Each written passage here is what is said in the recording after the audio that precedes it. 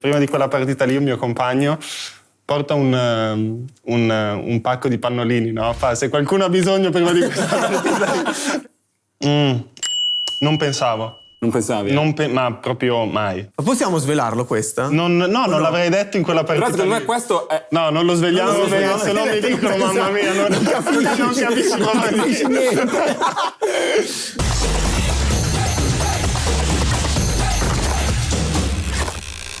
Torna al Locker Room, torna il nostro podcast in compagnia dei protagonisti della Rosa Rossonera e oggi con noi c'è Matthew Cage, Matteo Gabbia. Buon di Matteo. Buongiorno, grazie mille dell'invito. Da dove nasce Matthew Cage?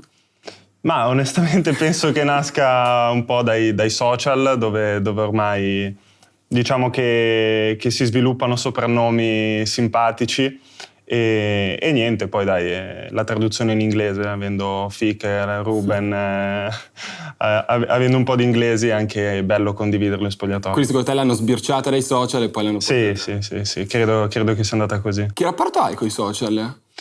Ma diciamo che ho cambiato un pochino il mio rapporto con i social, nel senso che se gioco una grande partita sono uno che difficilmente si fa portare tanto su.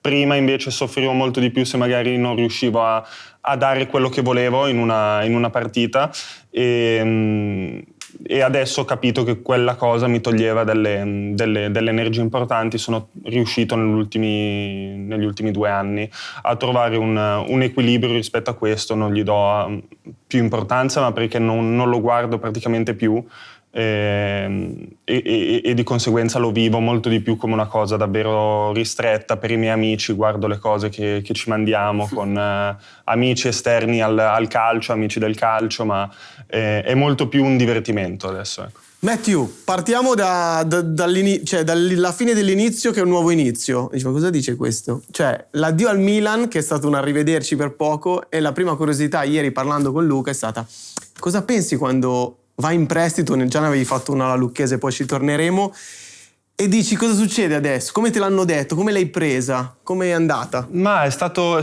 molto strano perché io sapevo di dover andare via quest'estate.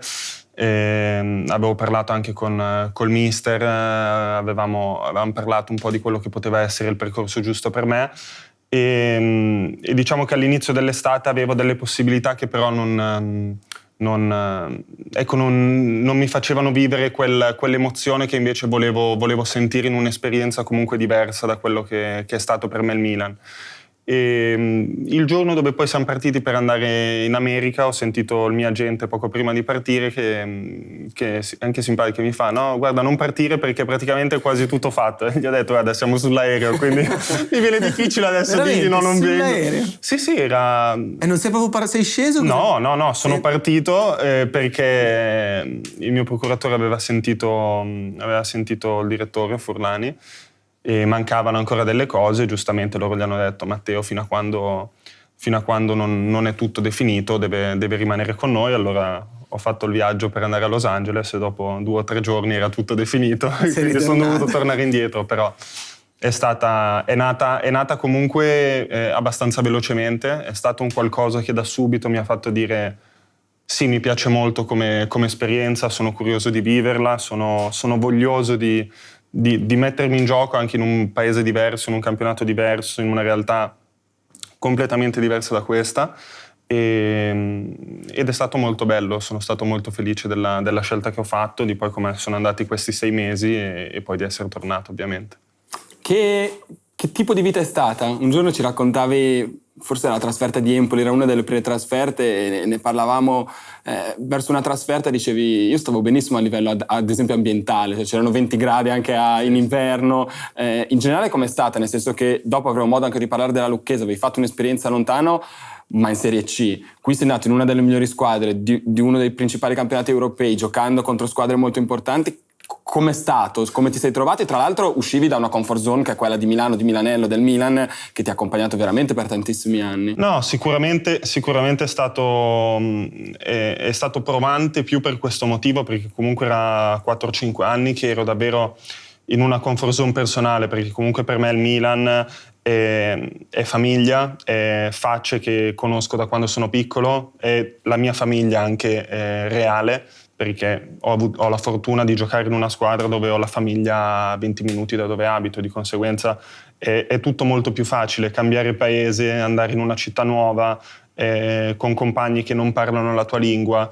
È stato sicuramente provante, ma è stata un qualcosa che mi ha dato tanto. L'impatto è stato molto positivo perché c'erano dei ragazzi molto molto disponibili, molto bravi. L'allenatore, ho avuto la fortuna che è stato lui a incidere anche sul mio acquisto, diciamo, di conseguenza anche da un punto di vista lavorativo è stimolante, no? Lui mi ha aiutato molto comunque nelle prime settimane e poi penso che dipenda un po' anche da come ti poni tu che arrivi in una realtà nuova. Ho cercato di farmi conoscere per quello che sono, ho avuto la fortuna che c'era Pepe Reina, che comunque conoscevo perché quando lui era al Milan io ero prima squadra, primavera, di conseguenza avevo condiviso un po' di allenamenti con lui. C'era Raul Albiol che parlava comunque italiano e anche questo mi ha aiutato parecchio e di conseguenza è stato un crescendo dall'inizio dove magari ero un pochino più in difficoltà non conoscendo tutti, poi già dopo un paio di settimane è stato tutto molto più bello, inizi, trovi casa, quindi anche da un punto di vista familiare sei più tranquillo, non sei più in hotel. Diciamo che è stata un'esperienza che mi ha aperto la testa. Tante volte magari quando un giocatore arriva anche qua ignoravo un po' le difficoltà che ci potevano essere in un cambiamento da un paese all'altro, da un campionato all'altro, ma effettivamente sono stato fortunato a trovare tutte le cose subito, la macchina, la casa, a farmi a essere capito all'interno del gruppo, ma anche perché con la lingua è molto più simile. Però se un giocatore cambia paese, la lingua è difficile, magari non trova delle situazioni comode subito, capisco le difficoltà che si possono trovare. Senti, e col Milan che legame è mantenuto? Perché come diciamo, come abbiamo detto fino adesso, è la tua squadra, eccetera. E poi tu eri in prestito, quindi sapevi che comunque sarebbe potuta tornare a essere la tua destinazione. Vedevi le partite, sentivi i compagni. Come vivevi, diciamo, il campionato, la stagione parallela? Ne stavo parlando poco tempo fa con una dipendente del Milan con cui ho un bel rapporto e diciamo che è come se più o meno per me non fossi mai andato via, perché tante volte sentivo comunque tutti i ragazzi italiani, anche alcuni stranieri, ogni tanto ci sentavamo, ma con gli italiani c'era davvero quasi un rapporto quotidiano e di conseguenza è davvero da quel punto di vista lì come non essere mai andato via, perché comunque sapevo quello che succedeva, sapevo come stavano i ragazzi, le partite, quando c'era la possibilità ovviamente le vedevo tutte, a meno che non giocavamo in contemporanea, però sono sempre comunque legato al Milan, ma anche perché sono tifoso, di conseguenza sono contento di vederlo, poi condividendo ormai con degli amici anche questa cosa, sono anche curioso di vedere come fanno e speranzoso che la partita sia vinta e che facciano bene. E come le vivevi? Con ansia, con trasporto, con tifo? No, sicuramente le vivevo in maniera differente di come si vede una partita dove tu non giochi, ecco. Le vivevo con più trasporto, le vivevo come se facesse ancora parte. Se fosse un infortunato. Sì, come se fosse un infortunato a casa che la squadra gioca perennemente in trasferta e tu sei a casa a vederla da infortunato. No, è vero, le vedo in maniera diversa. Adesso se vedo le partite del Villarreal quando gioca, però non ho quella sensazione che ho quando vedevo le partite del Milan, è diverso. Ma invece Matte, a livello di pressioni, perché sei tornato e a detta di tutti, penso che anche tu hai fatto introspezione e sei sempre stato un giocatore affidabile, però hai alzato l'asticella, ecco, è cambiato qualcosa e cosa in questo periodo spagnolo? No, io penso che non sia cambiato più di tanto, io penso che, come ho detto prima, ho fatto un lavoro su di me, su quelli che erano secondo me dei difetti o dove io perdevo delle energie, che era il discorso magari prima dei social risalente a un paio di anni fa. Penso di aver migliorato un pochino la cura magari di alcuni particolari nel lavoro, che non è sempre il lavorare magari di più, ma per me magari era anche il lavorare meglio e magari un po' meno, perché magari in alcuni momenti quando non giochi vuoi anche far vedere che ci sei, vuoi anche allenarti di più per poi magari essere pronto, ma non sempre questa è una cosa positiva, perché magari poi sei chiamato in causa la domenica, ma tu arrivi da una settimana dove hai sempre spinto per dire magari non gioco e devo essere pronto, e poi magari arrivi alla partita che sei stanco, no? E no, quindi sono riuscito a trovare una comfort zone più sicura per me da un punto di vista di allenamenti, da un punto di vista di struttura della settimana. In Spagna ho giocato di più, che non è una cosa banale, di conseguenza sono arrivato là e ho fatto 3-4 amichevoli subito, poi ho iniziato il campionato e ho giocato subito, ho iniziato l'Europa League e ho avuto molta più continuità. Sono tornato qui, ho avuto comunque più continuità, di conseguenza giocare sicuramente con una costanza ti aiuta sia da un punto di vista di abitudine della partita che poi da un punto di vista proprio di rendimento. Ecco. Una delle prime partite, guardavamo tutto il calendario con Luca ieri, a Villarreal ti trovi di fronte il Barcellona.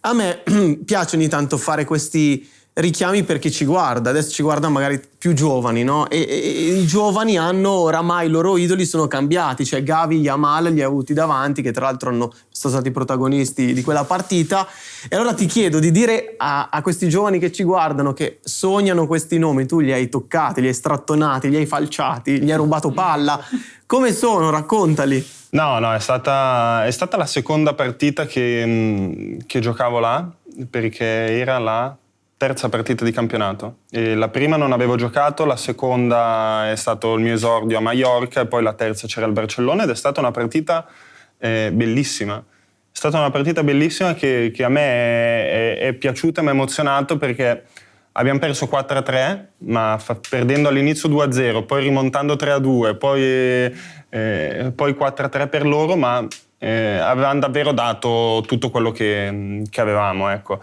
E loro sono una squadra obiettivamente molto forte, hanno delle individualità incredibili e dei giovani che sono molto molto bravi, dove loro li lanciano con una semplicità che a noi è 2008, ma com'è possibile? Eppure ti sentivi vecchio? Sì, ti senti vecchio perché comunque 2007 ha 8 anni in più di te, è strano, no? Perché... Ma sono così imprendibili quei due lì? Cioè faranno una carriera top? Yamal secondo me è davvero un qualcosa di raro da incontrare, sia per l'età che ha, ma per la qualità poi tecnica che ha, per come affronta delle situazioni, ma non sono io a doverlo dire, si vede, lo dicono praticamente tutti. Gavi era già più conosciuto, no? All'inizio di questa stagione e di conseguenza sapevo quello che mi sarebbe poi successo durante la partita, le varie difficoltà. E quindi no, è stata una partita molto molto bella. Invece a difensore centrale ti dico Lewandowski molto molto forte, ovviamente, è un giocatore che anche quando ti sembra di averlo sotto controllo poi ti può fare una giocata dove ti ruba il tempo, dove poi va al tiro e poi tra l'altro ha fatto il gol del 3-3 o 4-3, non mi ricordo, su un palo la palla. Fortunato, posso dire, io l'ho visto fortunato, però poi a quei giocatori lì è il classico istinto da bomber. Sì, era lì ed era nella posizione perfetta, quindi non è sempre un caso, contando che non so quanti gol abbia fatto, ma ne aveva fatti 400-500, non lo so, quindi non può essere. Parlando di Lewandowski, poi arriviamo alla sorpresa, però parlando di Lewandowski parliamo di un campione. Ti chiedo, te l'ho chiesto anche prima, ovviamente senza fare nomi, ma il campione è campione anche extracampo, cioè senza palla, o il trash talk c'è sempre, con l'attaccante di spessore, oppure No. Così di spessore che lui è divino, no? L'attaccante Lewandowski. No, io non sono un tipo di difensore a cui piace andare a rompere le scatole, a fare trash talk. Io penso a fare le cose che sono utili per la mia squadra, più che andare ad attaccare un giocatore magari senza motivo. Poi nella partita ci sono delle situazioni dove gli tiri una scarpata, lui si gira, ti risponde, però sono cose molto molto limitate a quella situazione, ecco. Non fa parte di me, ma non fa parte neanche di questi giocatori, almeno dall'esperienza che ho avuto io incontrandoli, senza motivo di venire a dirti qualcosa, attaccarti o a dirti qualcosa. Sono comunque concentrati su quello che devono fare loro, ecco. Allora, tu hai ammesso che hai visto la prima puntata con Yassin. Sì. E avrei scoperto che noi sotto qua abbiamo tante sorprese. Visto che parlavamo di Lewandowski, noi abbiamo queste carte. Ok. Chi ci ascolta su Spotify non le vedrà, ma nemmeno chi ci ascolta su YouTube. È solo una roba che sappiamo io, te e Fra. Qui hai alcuni bomber che tu hai sfidato in carriera. Vogliamo Ok. chiederti com'è andata. Puoi farci anche il racconto di quella partita o di quelle partite, o anche in generale. È stata durissima, guarda, sono stato bravo, mi faceva trash talking. Giuriamo qua, parola, che rimango qua. Ok. Quindi anche le camere non si vede. Prego. Ho un bel ricordo con lui. Con lui un bel ricordo. Mi sa che ci ho giocato un paio di volte contro, ma è sempre andata bene. Ho un bel ricordo. Quindi no trash talk, lui. No, zero. Bravo. È molto bravo. Sì, quella partita era all'inizio della sua ascesa. Sì, della sua ascesa. E poi non ci ho più giocato contro. no, Di conseguenza va bene, non è che... Sì. No trash talk. No. A lui lo conosco. Amico lui, dai, tuo amico. Sì, lui è amico. Lui, amico. Lo conosco, ecco. Se lo vedo ci parlo e è forte. Mi è dispiaciuto che è andata così. Poi. Sì, che è andata così. Questa non so se la ricordi, anche perché Sì, me la ricordo non bene. questa, quella dopo, perché tu giocavi a centrocampo. Non pensavo. Non pensavi? Ma proprio mai. Ma possiamo svelarlo questa? Non l'avrei detto in quella Però partita. secondo me lì. questo è... No, non lo svegliamo perché se no mi dicono mamma mia, non capisco niente.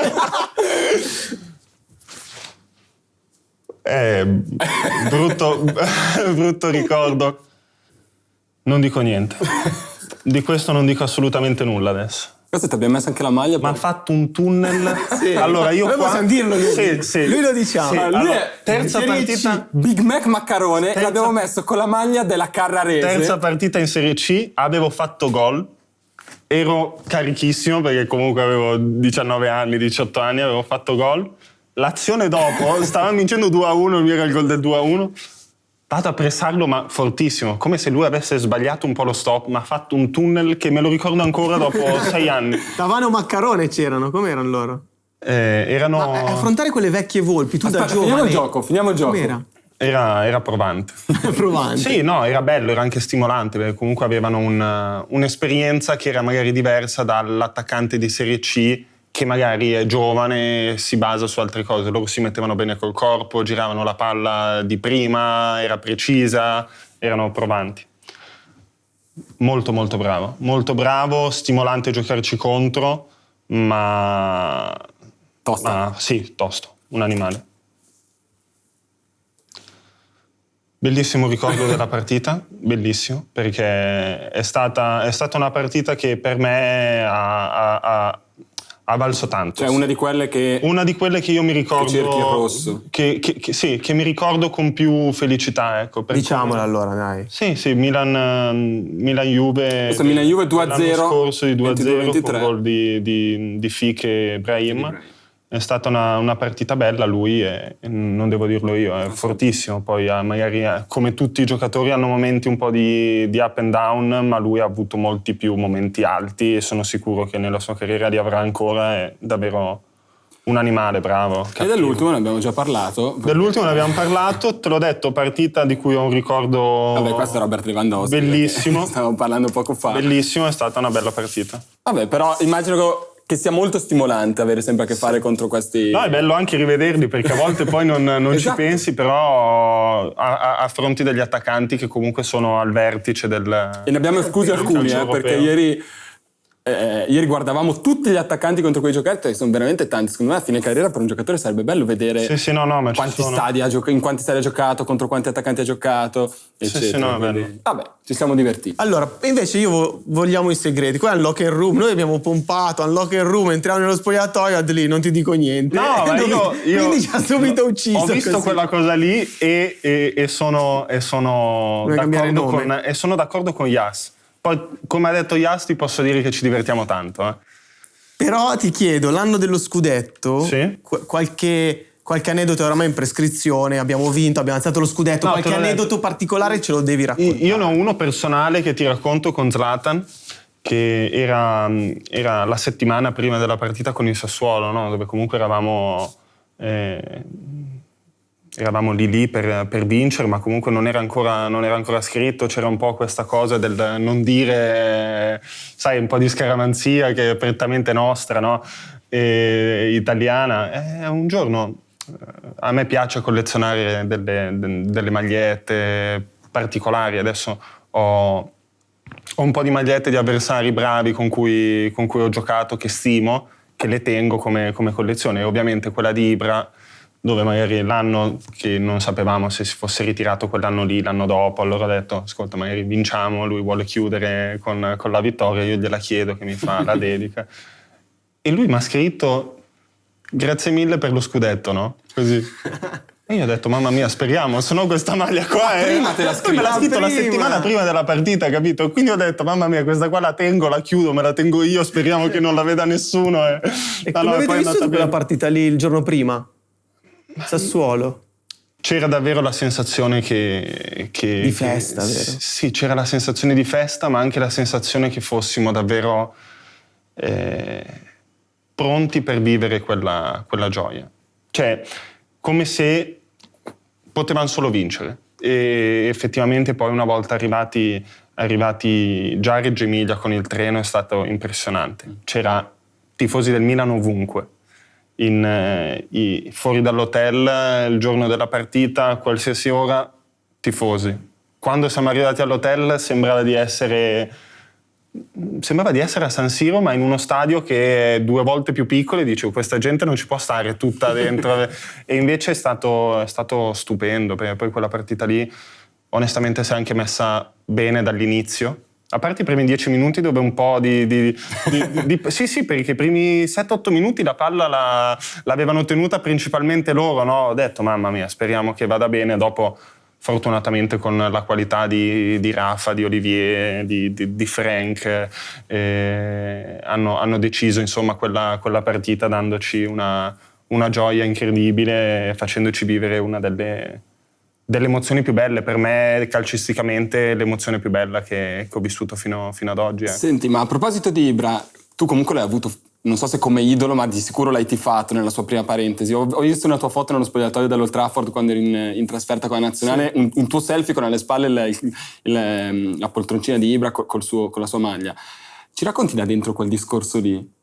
Cioè, voi vi richiudete nello spogliatoio, lui parla, tra l'altro lui esordisce dicendo, no, tranquilli, non smetto. Sì, avevi il timore che ho detto, adesso ci dice che va via? Sì, può essere. Poi all'inizio sì, magari avevi quel pensiero, ma perché comunque alla fine la decisione sarebbe stata sua. La grandezza che ha gli permetteva comunque di decidere, voglio continuare, voglio smettere. Di conseguenza la paura che un personaggio del genere potesse smettere in quel momento c'era, e poi fortunatamente ha detto subito di no e ha tirato fuori questo discorso che adesso io non so se lo fosse preparato, se gli è uscito al momento, ma comunque racchiude un po' quella che è la sua essenza, la sua leadership, no? Cioè, il dire le cose giuste al momento giusto, nel modo giusto, che stimolano chiunque.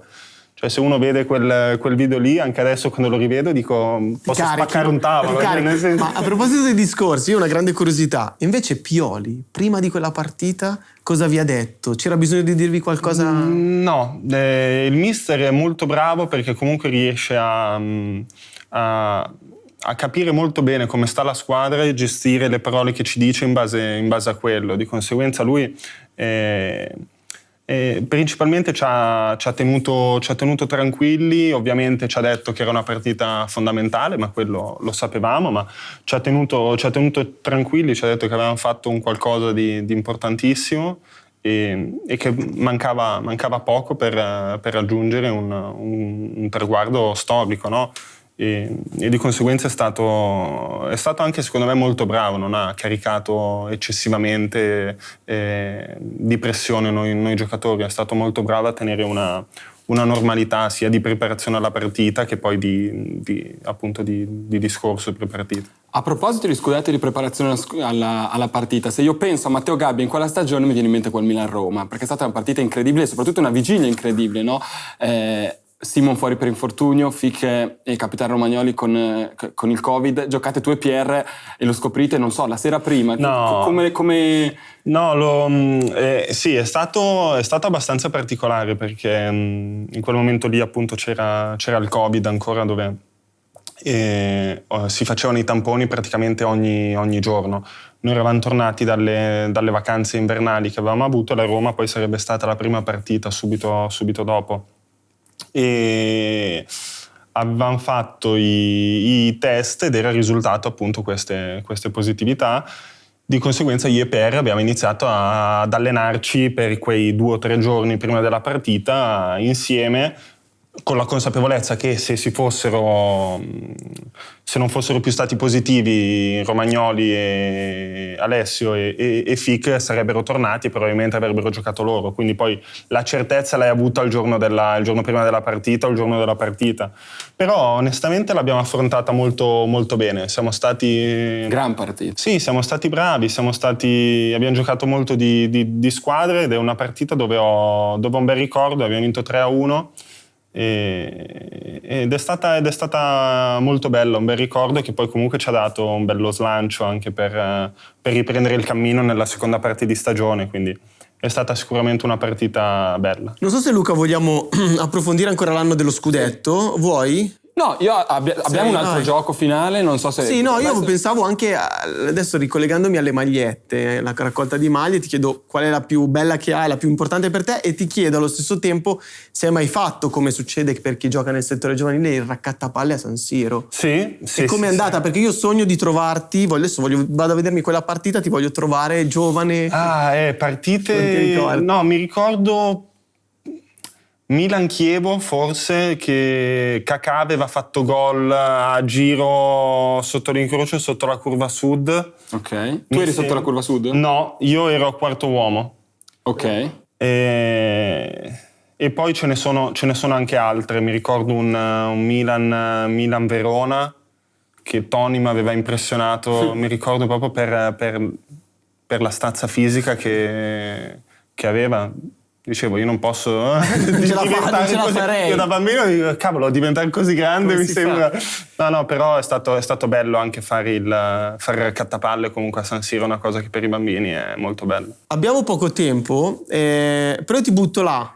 Passioni, hobby e fidanzata. Quanto è stata importante quando l'hai conosciuta? Ti segue sempre, ti ha seguito in Spagna? Come vive il calcio? Sì, diciamo che Federica per me è una persona importantissima, è sicuramente una parte fondamentale della mia vita che mi ha seguito, dove ci sosteniamo, facciamo quello che è giusto che faccia una famiglia, e di conseguenza lei ovviamente è sempre stata al mio fianco. In Spagna ha fatto il primo periodo che era lì con me, dopo gli ultimi mesi si è spostata qui perché giustamente lei vuole crearsi un futuro indipendente, sta studiando per diventare notaio, sta facendo la pratica notarile, quindi è un qualcosa che anche io ci tengo che lei faccia, ma per realizzare quelli che sono i suoi desideri e i suoi obiettivi, ecco. Però è una persona che per me è fondamentale. Col calcio come va? Ne guarda? Col calcio lei tifa noi quando giochiamo, tifa il Milan quando giochiamo, ma se domani dovesse smettere di giocare non guarderebbe più partite. Ma invece è una curiosità che ho spesso. Per te com'è invece la passione per il calcio? Cioè, se tu sei a casa un martedì sera, guardi una partita o anche questo ho cambiato un po', nel senso che prima ero uno che guardava molto di più le partite. Adesso, ovvio, se c'è una bella partita e non abbiamo nient'altro da vedere in televisione, la guardo più che volentieri, perché comunque mi piace.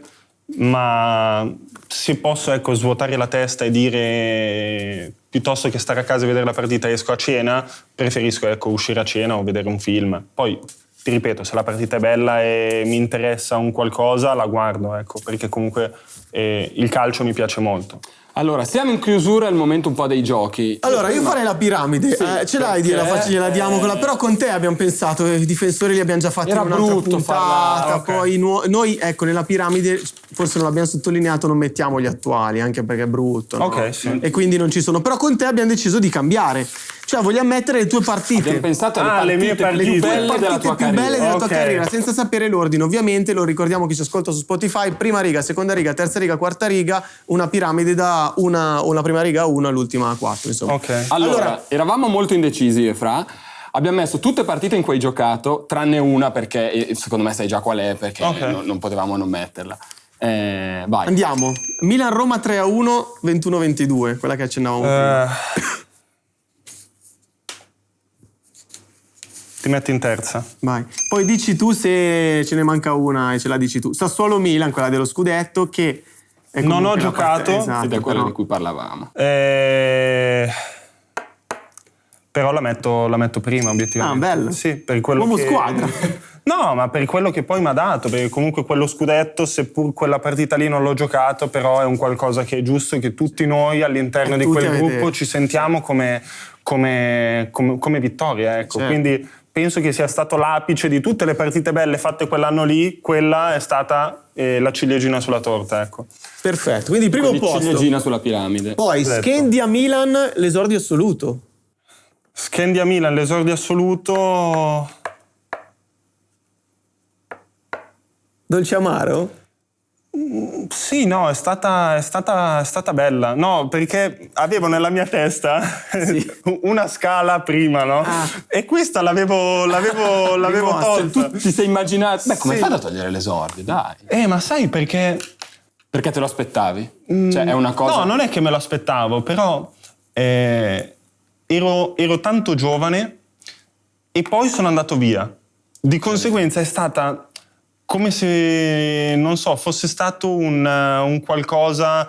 Di una volta e quella volta. come un premio, no? Ok. Perché ti stai allenando bene con la prima squadra, ma non sei uno della prima squadra, no? Ok.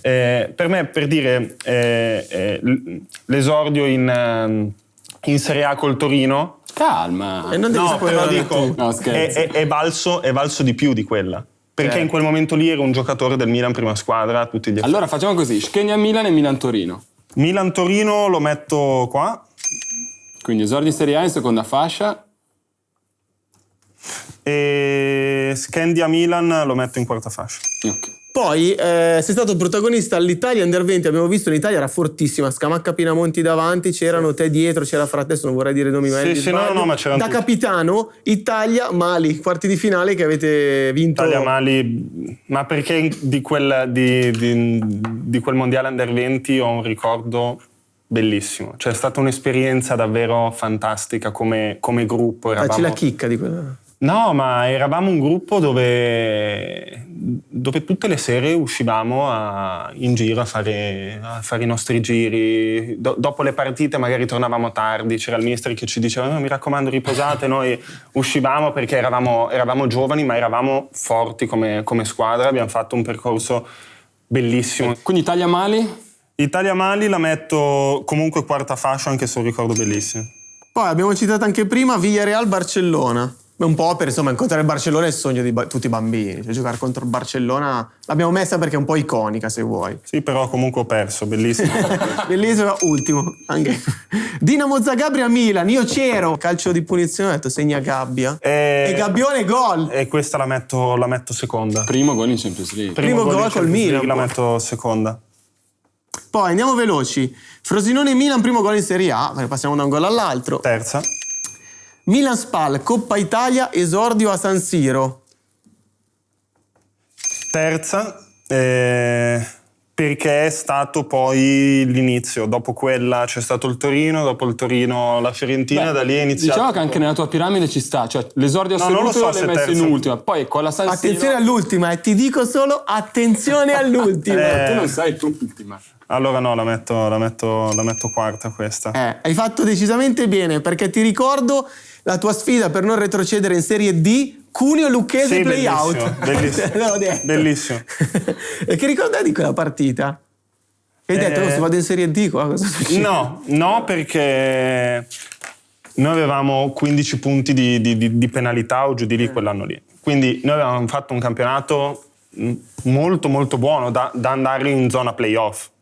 E Poi ovviamente la società non pagava gli stipendi, non pagava i contributi, non pagava i tesserati, che sia il direttore sportivo, la segretaria, il magazziniere, e di conseguenza il nostro anno noi sapevamo che non eravamo da play out. Però è stato bello il vivere un'esperienza così, no? Il compagno, che poi in Serie C è tutto molto più familiare, diverso, no? Mi ricordo un aneddoto della Serie C, mi ricordo che prima di quella partita lì un mio compagno porta un pacco di pannolini, no? Fa, se qualcuno ha bisogno prima di questa partita può prenderli, no?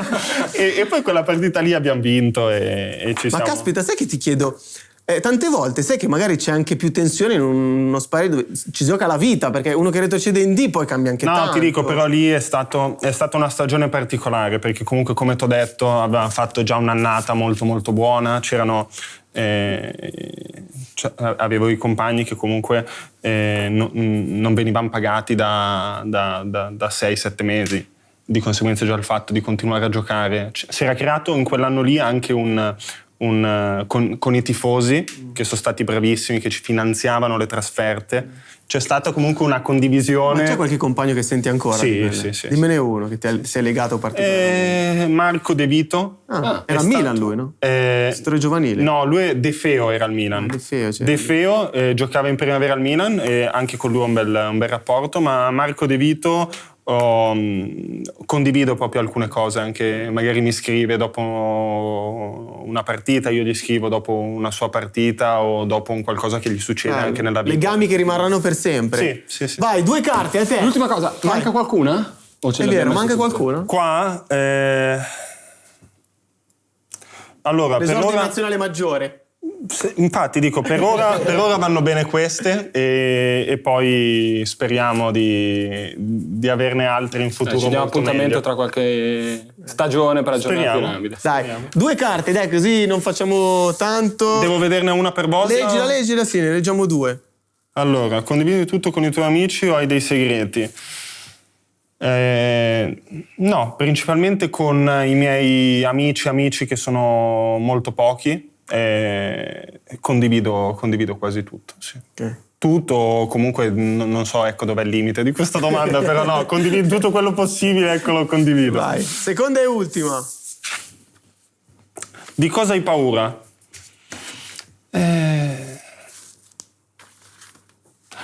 Ma a livello calcistico ti dico, non ho delle grosse paure. Cioè, secondo me l'avere paura è un qualcosa che ti può solo portare in un qualcosa di negativo, ecco. È giusto prendere quello che viene e cercare sempre di fare il massimo possibile. Poi quello che viene è quello che tu potevi dare a quella cosa, quindi non devi avere dei rimpianti. Ma anche cose, nella vita... Il sottoscritto ha paura dei cani. So che tu no, perché ti abbiamo incontrato un giorno qua che andai al veterinario, però... Sì. Se ti devo dire una cosa, ho paura un po' degli squali, ecco, dell'acqua, se sono in un mare che non in Italia, ecco, un po' distante, scuro. Sì, scuro ho paura di quello. Fazio, decidi una domanda tua o un'altra carta. Dai, l'ultima carta. Non hai fiducia in te stesso. Vabbè, vai. Vediamo. Qual è la cosa più carina che qualcuno ha fatto per te?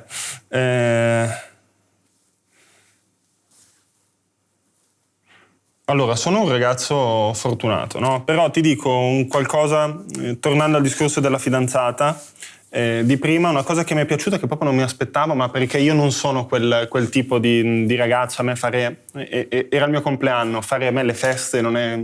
Essere al centro troppo dell'attenzione non mi piace, io sono contento se faccio la mia cena, no? Le mie cose.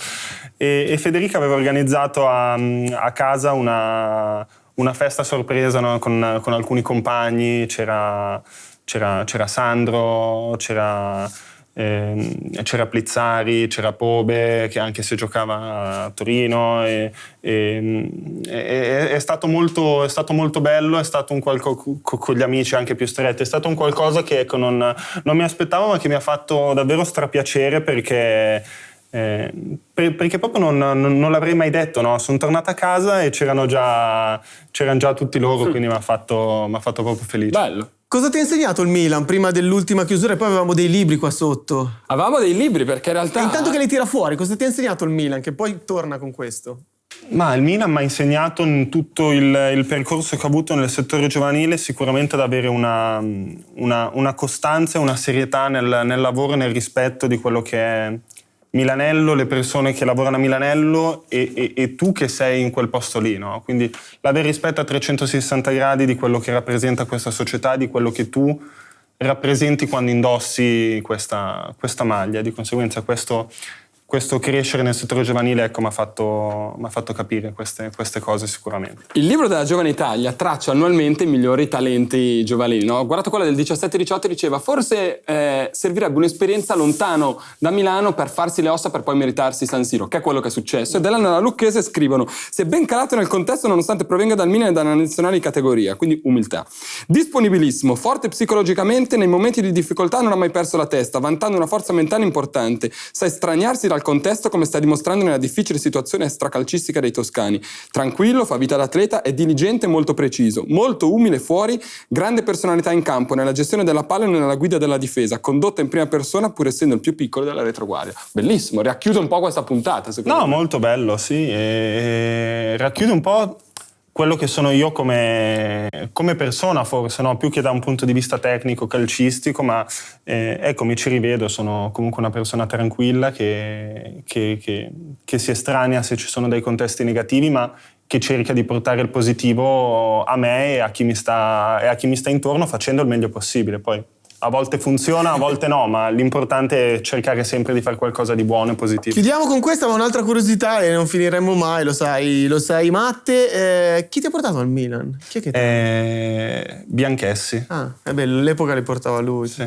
3 grazie, Bianchessi uno glielo diciamo? A Bianchessi glielo diciamo sicuramente. 3 grazie inteso a persone del Milan nel percorso. Sì, Bianchessi, poi ti devo dire Filippo Galli, ma perché magari se vede questa intervista dice finalmente ha capito, no?